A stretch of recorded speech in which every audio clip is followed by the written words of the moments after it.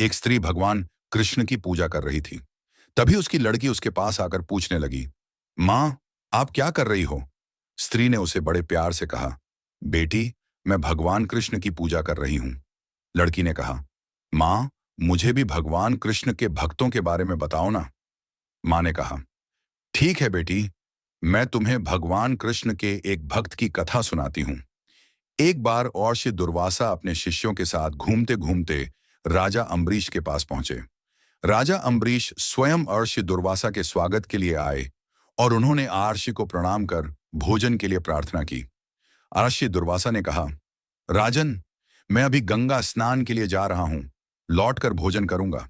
राजा अम्बरीश अत्यंत प्रसन्न होकर भोजन की तैयारी करने चले गए और समय पर सारी तैयारी कर ली। लेकिन इधर अर्षि दुर्वासा को गंगा स्नान में अधिक समय लग गया।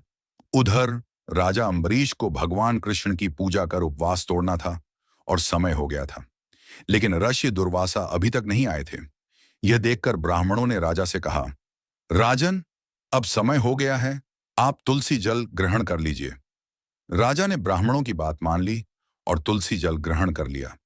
इधर अरश्य दुर्वासा ने गंगा स्नान करते हुए यह सब देख लिया। यह देखकर वह अत्यंत क्रोधित होकर राजा के पास पहुंचे और बोले, राजन, तूने मेरा अपमान किया है। राजा अम्बरीश ने बड़ी विनम्रता से कहा, आर्षवर, मैंने ऐसा कुछ भी नहीं किया।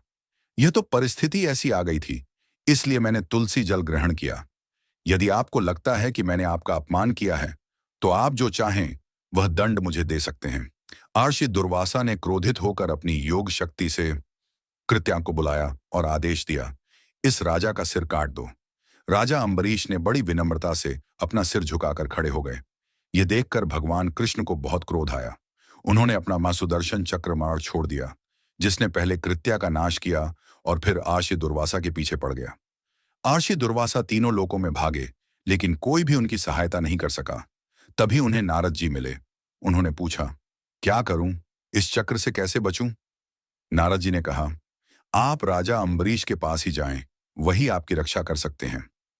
यह सुनकर आर्षि दुर्वासा राजा अम्बरीश के पास गए और उनके चरणों में गिर पड़े। राजा अम्बरीश ने आर्षि दुर्वासा को उठाते हुए कहा, अर्षिवर, यह क्या कर रहे हैं आप? अर्षि दुर्वासा ने कहा, राजन, मुझे बचा लो। राजा अम्बरीश ने भगवान कृष्ण से प्रार्थना की। भगवान कृष्ण तुरंत प्रकट हुए और बांसुदर्शन चक्रबाण जापनाओं को अपने हाथ में धारण कर लिया। अर्षि दुर्वासा ने भगवान कृष्ण को प्रणाम किया। तब भगवान कृष्ण ने कहा, अर्षिवर, मुझे मेरे भक्त सबसे प्रिय हैं। यह कथा सुनकर बेटी भावुक हो गई और उसने भक्ति के महत्व को समझ लिया।